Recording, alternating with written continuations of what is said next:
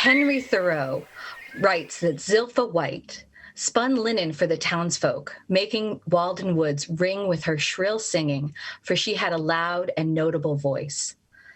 And because I want to get her voice into the recorded record, I want to say that one of his friends passed by her house one noon, and he heard her muttering to herself over her gurgling pot, "Ye are all bones, bones."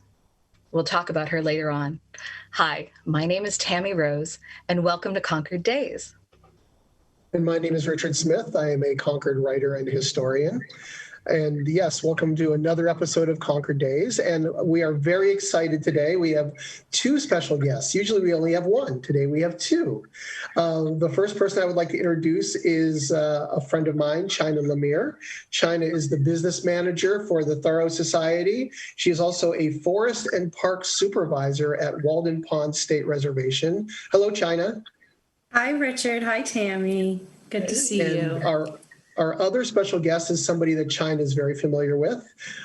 We are really pleased to have with us Elise Lemire. She is the author of Black Walden, as well as a professor of literature at Purchase College, which is part of the New York university system.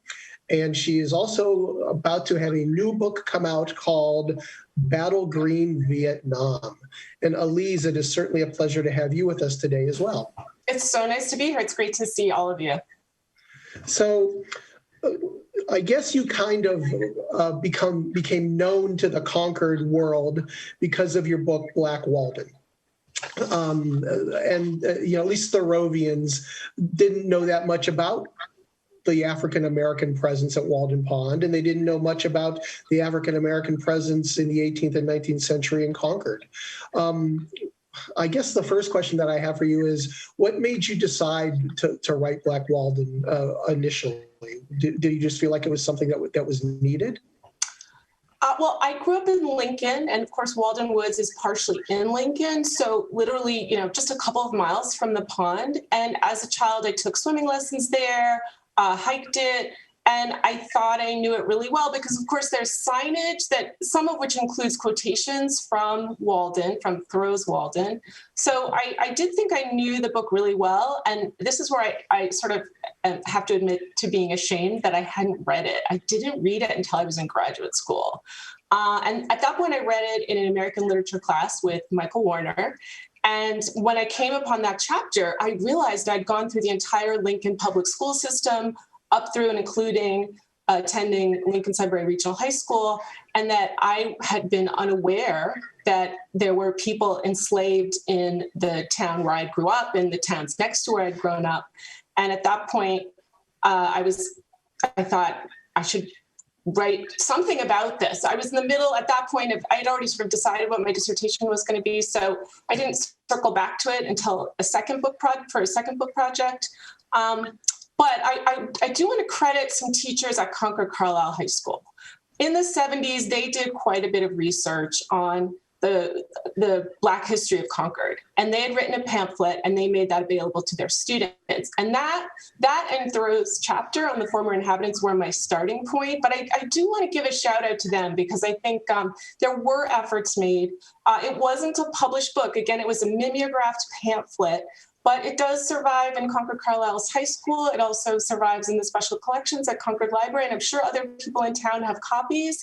And that for me was just a great starting point. So even as I had not learned, much about Massachusetts slavery, there were efforts, and I was trying to build on those. Well, I think that people are surprised. So when I moved to Concord area in 1999, and I was a ranger at Minuteman National Park, we were just basically starting, I think, to deal with the Black history of Concord. And I think people are really surprised when they realize that there was slavery in Massachusetts in the 18th century, and some of those Minutemen who were fighting for freedom were slaveholders.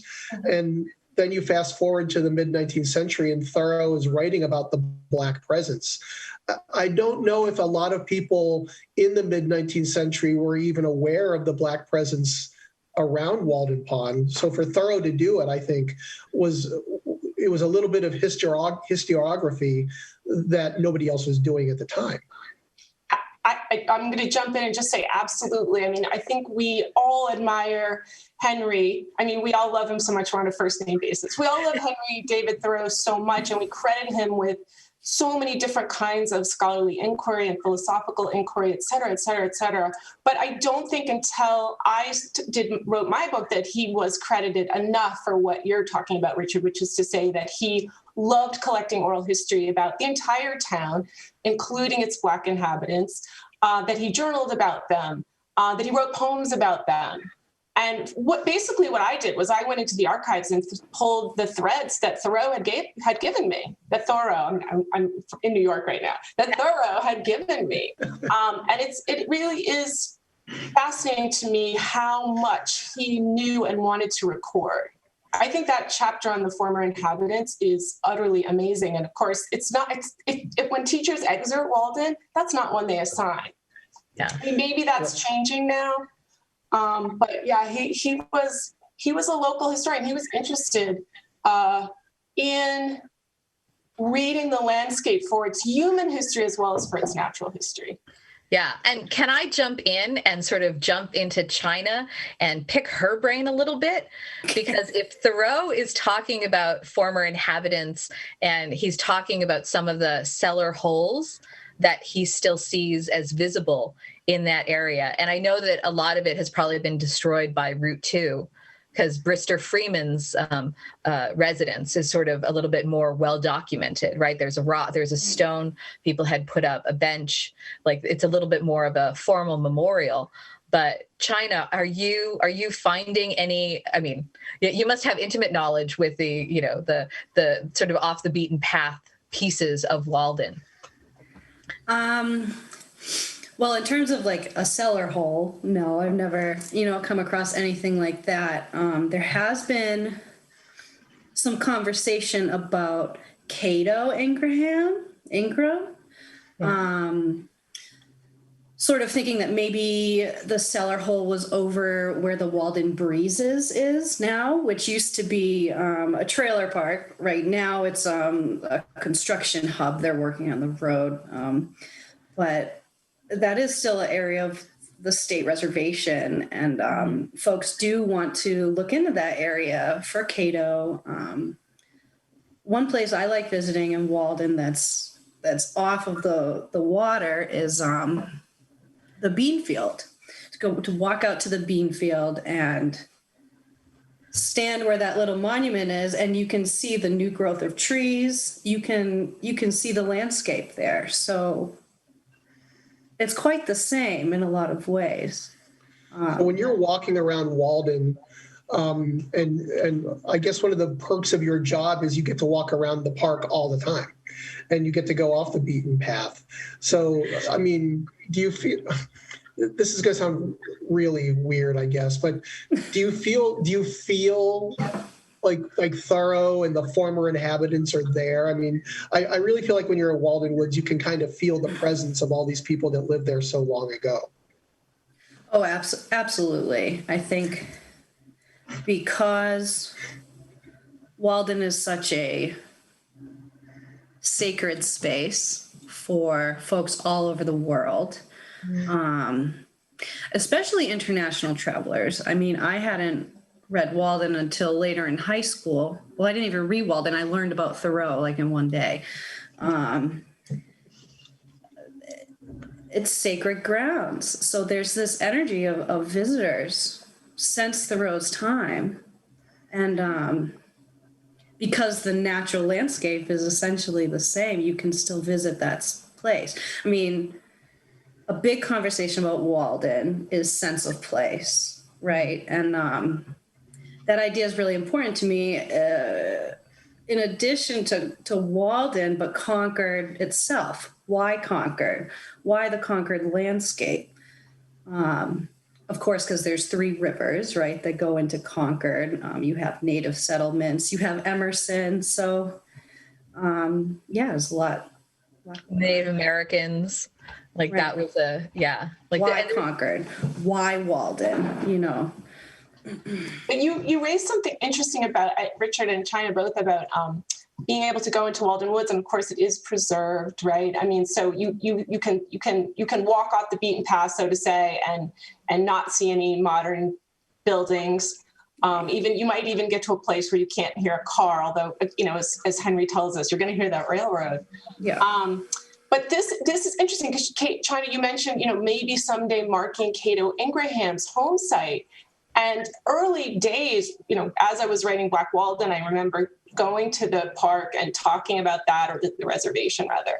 And they raised an interesting point, which is that they didn't want to make it into a space covered in memorials. Right. So Brister Freeman's home site is marked. It's not part of the Walden Pond State Reservation. No. So that wasn't such an issue. But it is an interesting question. I mean, at what point do we mark Cato Ingram's home site with a stone or a granite marker or a sign? Or do we continue to let the landscape be a green space, a more natural place, so that you're not visiting a museum? But that's a conversation for the townspeople to have down the line. But it's interesting because there are cases to be made for both sides. Yeah, and I would definitely argue, as somebody who visits Walden, the more I visit, the more I want to know, and I want there to be some kind of marker or something that I can identify, because you understand that nature washes everything away eventually, but it's the history of the humans that don't get told. And especially for the African American history inside of Concord, it's actually very, very rich. And there were lots of people that haven't really made it to, like, maybe they're lucky to make it to an official record, and they'll get their names in print, and often as not they'll be misspelled or captured in some kind of error, or they don't get their full lives. Like if they don't get gravestones, or if they don't get memorials that literally carves their existence into stone and create something permanent, how are we supposed to even know that that the ghosts are there, and that it's not just another. All credit to the Robbins House, because you're absolutely right to say that the enslaved and the formerly enslaved people of African descent who were in Concord in the 1700s, 1800s, they were buried in unmarked graves. I mean, we could talk about John Jack and why he's an exception and what happened to his gravestone in the 19th century. But the Robbins House found out where Peter Hutchinson was buried and erected a stone. And it was, that kind of gesture is so important, right, to make known so that future generations can know what Concord was more accurately like in the past, as opposed to being the place where, that Minuteman with his plow, they all plowed their fields themselves. They didn't all plow their fields themselves. Yeah. So Elise, when you were researching Black Walden, you said earlier that you kind of took some of the threads that Thoreau has in the former inhabitants chapter. Was there ever a time where you found that what Thoreau wrote about was different than the reality or the actual history? I'm so happy you asked that. Because yes, there are two things I would point to particularly. One is that he does refer to Zilpah as Zilpha. In all of the other historical records in which her name survives, it's Zilpah, not Pha. Is that a typo? That happens in books, right? Or was her name sort of somehow changed over time?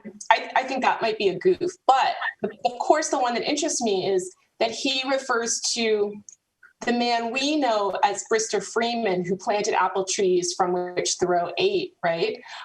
He conflates him with Scipio Brister, an enslaved man in Lincoln, who does have a gravestone, and it is in the Lincoln Cemetery.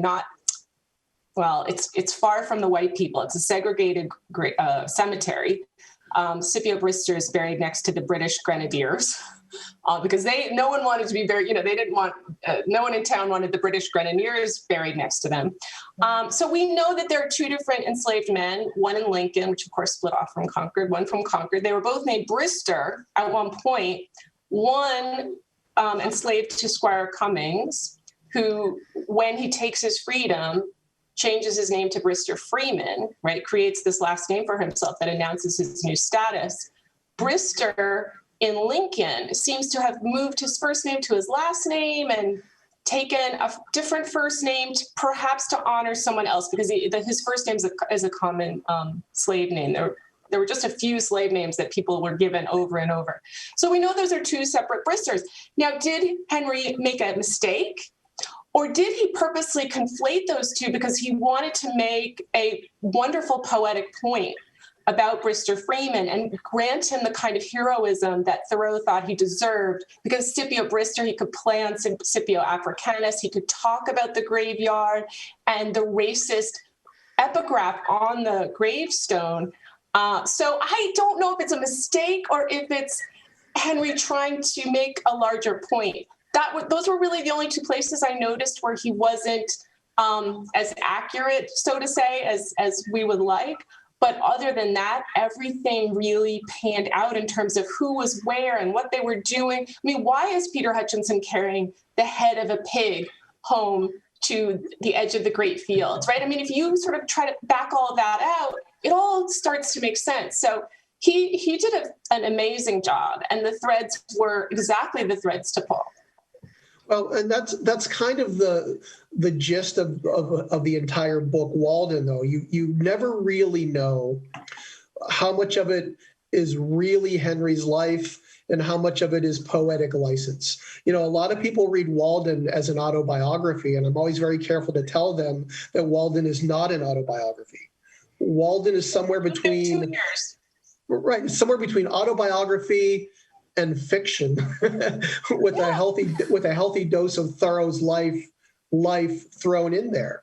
So you never really know what really happened to him or how much of it is just poetic license. So it's hard to tell if he was getting his former inhabitants mixed up or not. Well, if anyone from Concord is watching, many of us would really like that sign on top of Brister's Road, or is it Brister's Street? Wait, what's the name of the road at the top? Hill? Yes. Yeah. Brister's Hill Road? Yeah. It has a sign on the top saying Scipio Brister lived here. Right. That needs to be fixed. Someone from Concord, please go and fix that, because that is not the same man. But I love your point about the poetic license, because he creates a narrator, right? I mean, that's what all great writers do. Yeah. And the narrator is not the author. And who knows if that narrator is Henry Thoreau or Henry Thoreau.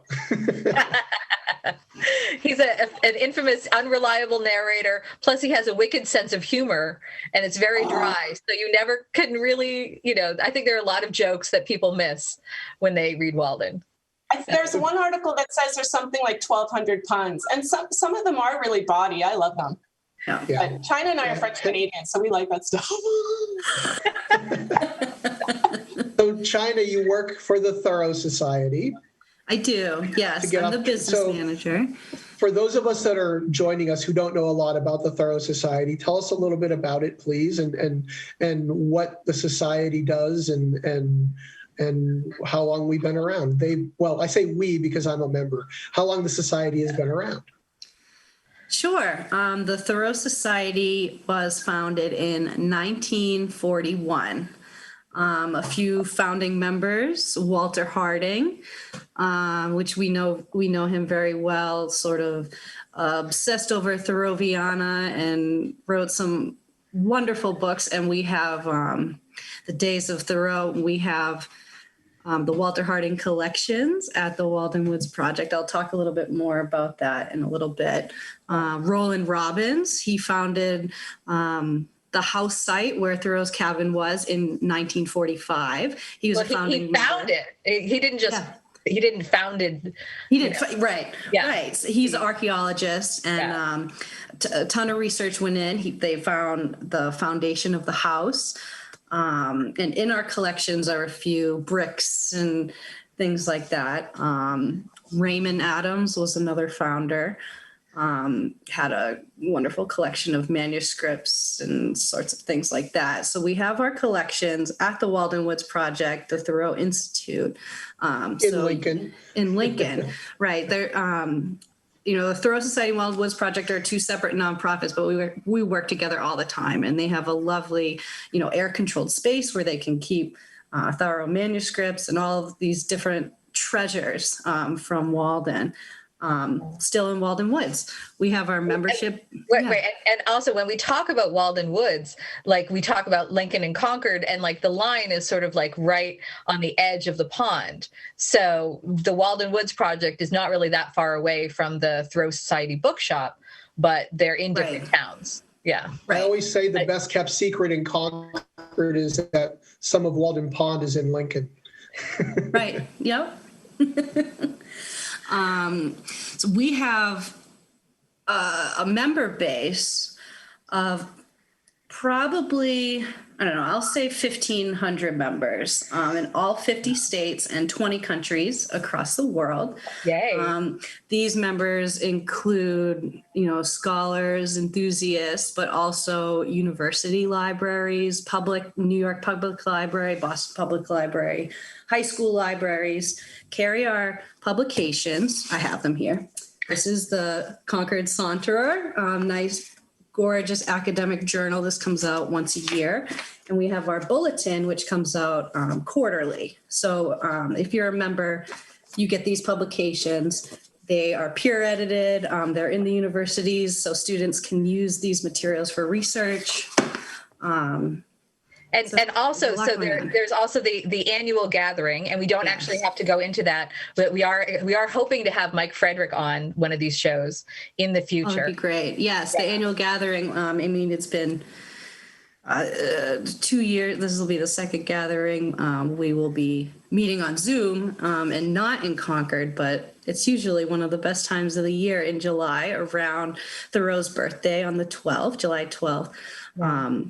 All the Thoreau Society members meet, and not only is it an academic conference with lectures and things like that, but there's a lot of different fun things we do: art workshops, poetry workshops. Tammy does wonderful theater to open us up.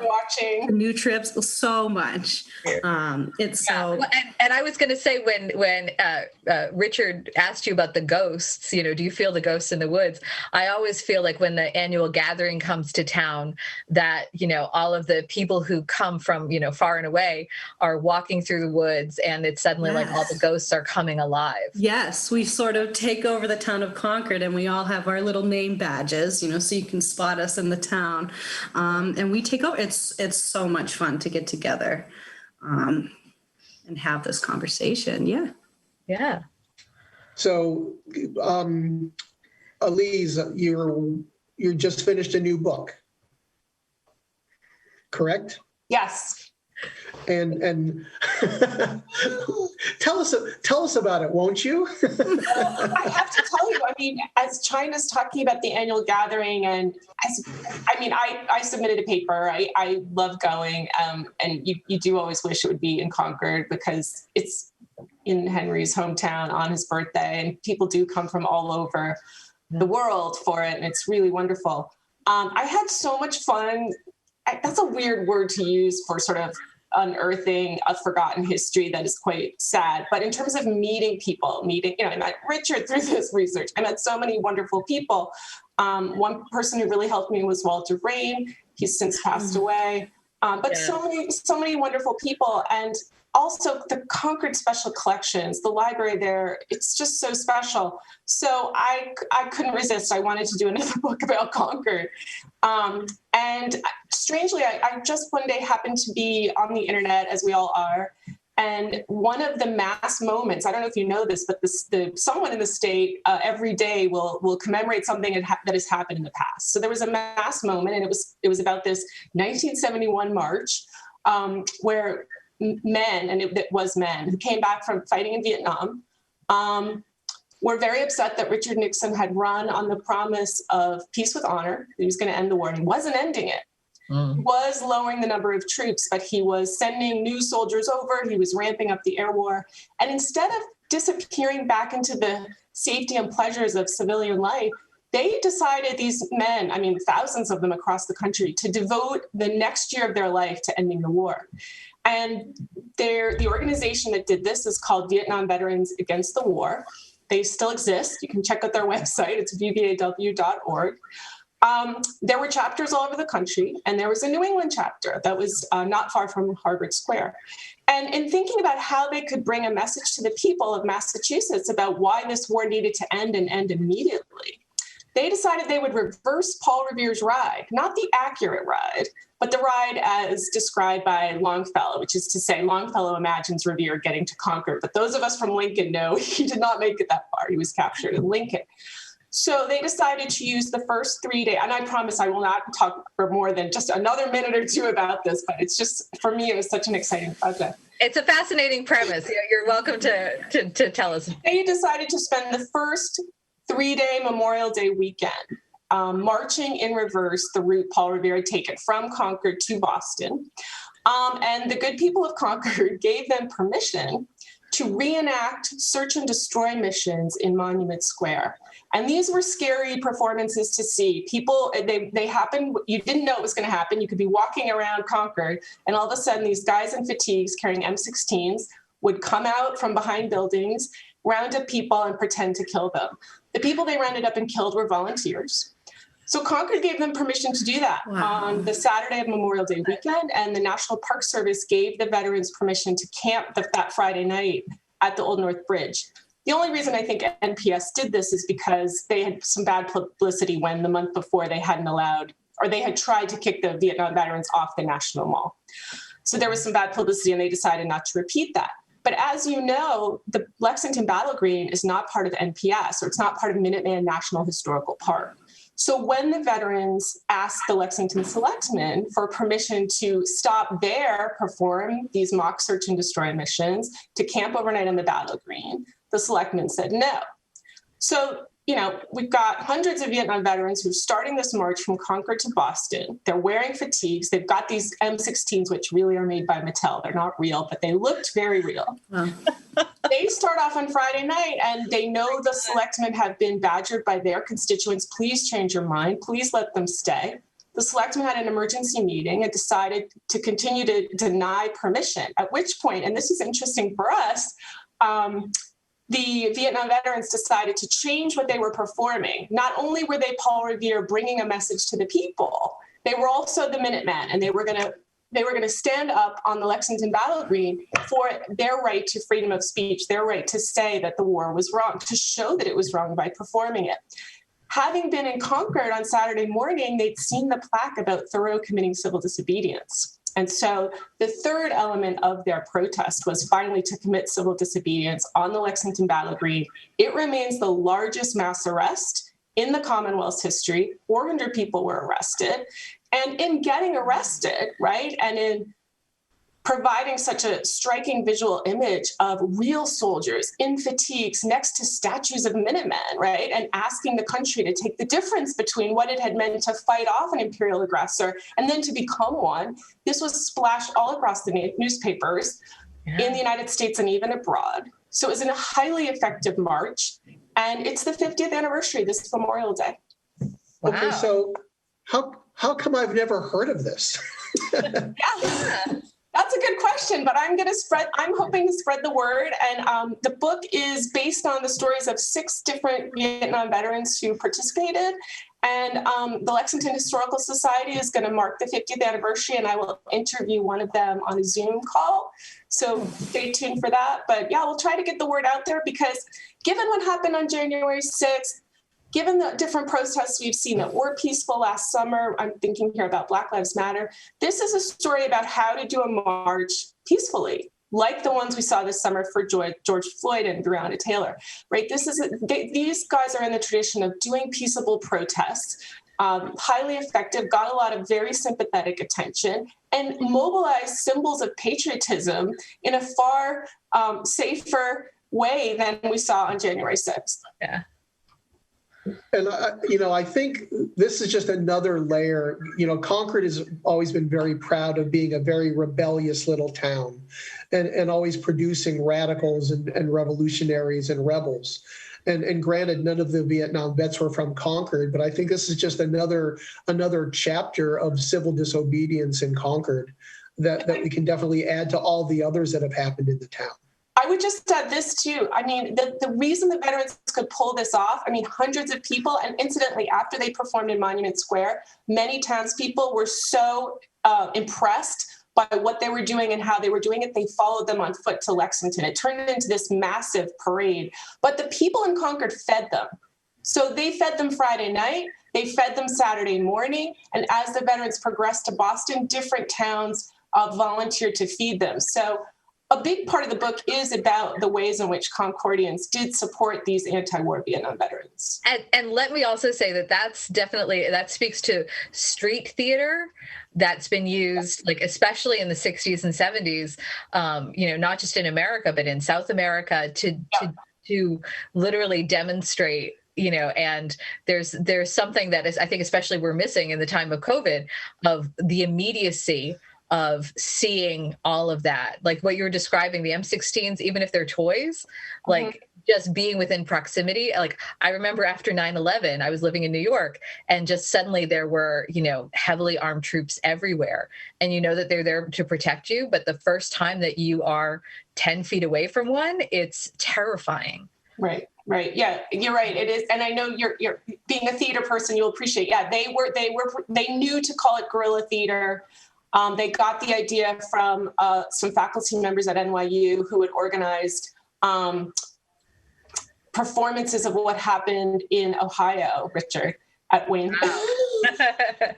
Right, Richard's our Ohio boy, yeah. The massacre at Kent State. So they were really feeding a lot of that kind of performance activism. And then there's also the play, The Night That Thoreau Spent in Jail, which was also done around that time. That was direct around that time, and that inspired the Vietnam veterans. When they got onto the Lexington Battle Green, they quoted from that. That was a big source of inspiration for them. They didn't necessarily know Thoreau's, I don't want to speak for them, but I don't think they necessarily knew Civil Disobedience, the essay, but they quoted from the play because, of course, the play has that imaginary moment, right? Henry's like, Waldo, what are you doing out there? And, that imaginary moment. And that was what they cited as their reason to commit civil disobedience. And hundreds of Lexington townspeople joined them in committing it. It wasn't just the veterans who were arrested. Yeah, I want to comment on that moment because the exchange of Waldo and Henry talking to each other, that wasn't done from the play, but that was actually a story that I believe Henry's Aunt Maria told.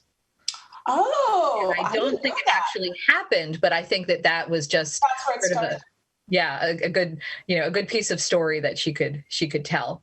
Right. As far as we know, other than Thoreau's family, really nobody knew that he was in jail that night. He didn't tell anybody. He was living at the pond at the time, so it's not like his family was waiting for him to come home in the evening or anything like that. So, yeah, Aunt Maria's story is from many years later where she says that. But actually, the first person, as far as I know, that Thoreau told was Bronson Alcott the next day. And then Bronson Alcott told Emerson that Henry had gone to jail. Emerson said it was mean and skulking for Henry to do so. But then when Thoreau went to Emerson and told him why he went to jail, Emerson kind of got the idea and said, oh, yeah, I get it now. Now I understand why he went to jail. So, but Aunt Maria, yeah, I've heard that story, that she's the one that might have told the story originally. But talking about reality versus fiction, a lot of people take that story as gospel, that Emerson actually did come to the jail and visit Henry and ask him why he was in there. The story, there were a lot of reasons, I think, that the people of Lexington and people from Concord were arrested with them. 7 people from Lincoln were arrested with the veterans. And by the way, they were imprisoned overnight in the Lexington DPW. And then bust back to Concord because that's where the county courthouse was, right? The townhouse at that point was still Middlesex County Court. I forgot what I was going to say, something about, so it's, what inspires people? Well, the people who wanted to get arrested with the veterans were inspired by the possibility of repeating the events of April 19th, 1775, for sure. But they were inspired by this mythological story of Henry and Waldo talking to each other, Henry and Thoreau and Emerson. Yeah. Sometimes, the massage truth is more powerful than reality. And again, I think that's what Thoreau was getting at when he conflated the two Bristers. Yeah. And Elise, what's the name of your new book? It's called Battle Green, Vietnam, the 1971 March on Concord, Lexington, and Boston, and it will be out in mid-April with the University of Pennsylvania Press. And it's got some nice blurbs, including from John Kerry, who did get arrested on the Lexington Green because he was a member of VVAW. In fact, he was their national spokesperson. Cool. Which brings us now to climate, because he is our new climate czar. Yes, thank God. Yeah. So, and Chynna, tell us very quickly, if people are interested in joining the Thoreau Society, what should they do? Sure. You can join the Thoreau Society a variety of different ways. ThoreauSociety.org. We have a donate button there. You can join our membership. I also recommend visiting shop@waldenpond.org. I don't know if we had a chance to talk about the shop. But just very quickly, the shop at Walden Pond is open year-round, every day, of course, unless it's snowing or really bad rain or something like that. We are there. Tons of books for sale. You can join the Thoreau Society at the shop too. Books, gifts. We have a lot of fun at the shop. So we have the online store, or if you're in town, stop by and come say hi to us. Shop@waldenpond.org. Is there an auction coming up? Yes, in the Thoreau Society auction, we have an auction every March. So March 1st, bright and early, the auction will open and you can continue to bid on. We have so many cool items. Thoreauviana, as we call it. We also have a couple Thoreau first editions up there, Maine Woods. Very special, different opportunities you can bid. I think to have a Zoom with Richard. There's all different types of experiences we can bid on. That's for the Thoreau Society and the Thoreau Farm Trust. We have a joint auction every year. Yeah. And Chynna, is there anything else that you want to say about, because I feel like, at least in this show, that we've sort of, portrayed the town of Concord and the town of Lexington even as sort of like these great battleground areas. But I feel like we haven't had a chance to talk about Walden Pond just as this recreational space. Can you just talk about like some of you were talking about like international visitors. Do you have any stories or sort of like your favorite encounters, like peaceful encounters of people who come and who are inspired by Thoreau? I have quite a few stories of folks who have come up to me. This is my first time here. I've always wanted to come here, and here I am. Yeah. I started working for the Thoreau Society at the shop at Walden Pond, just part-time when I was in college. And this woman came in, she was from China, and she said, when I was a little girl, I read Walden in Chinese. And she stayed up all night reading the book. And I think you can get Walden in China now, but I don't think you can get a copy of Civil Disobedience in China. But so this was almost sort of scandalous for her, right? She's up all night reading Walden, and she said, someday I'm going to go there. And she tells me the story, and she says, and here I am. She had just gotten off the plane, and she came to Walden, and I was the first person she talked with.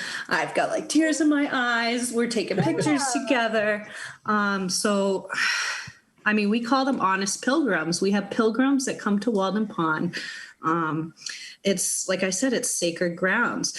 Something that's really exciting is we've just made a universal accessible route where you can walk from the parking lot. You can go with a baby stroller or, your wheelchair, and you can go to where Thoreau's cabin used to be. Because we all know we've been on the pond path, and it can be sort of uneven grounds, So we're so excited that more people can make that pilgrimage to Walden. The next time you visit, instead of going on the pond path, use Woods Path. It's a beautiful trail that they've made that will bring you to where he used to live. Yeah. Yeah, I love it. And I love the fact that you guys are just making it more and more accessible to more and more people. Yeah, it's all about preserving, right? Even Concord too, they're preserving the historical integrity of the town. And we're trying to do that at Walden too, preserve this really special place. Yeah. Yeah. Well, thanks to both Elise and Chynna. I think both of you have done an amazing thing with the way that you both are working to preserve the history of Concord and the places around Concord that are so special to us in the terms of history and sense of place and people. And it's been a real pleasure talking to both of you. I've had so much fun talking to you today. Yeah. Have we mentioned that they're cousins? Have we mentioned that? I'm so lucky. I am so lucky. I get to be Chynna's cousin. She's amazing. And yeah, actually, and truth be told, her dad is my cousin, but she's an amazing person. And I couldn't be more proud to be related to her. And our Thoreau connections are separate too, right? It's not like, Elise was writing Black Walden and then I heard about Thoreau. I found Thoreau separately, reached out to her about the Thoreau Society because she was, I don't know if you were a board member at the time or what have you. We've kind of circled back. Yeah, it's been really fun to connect that way outside of our crazy family. Yeah.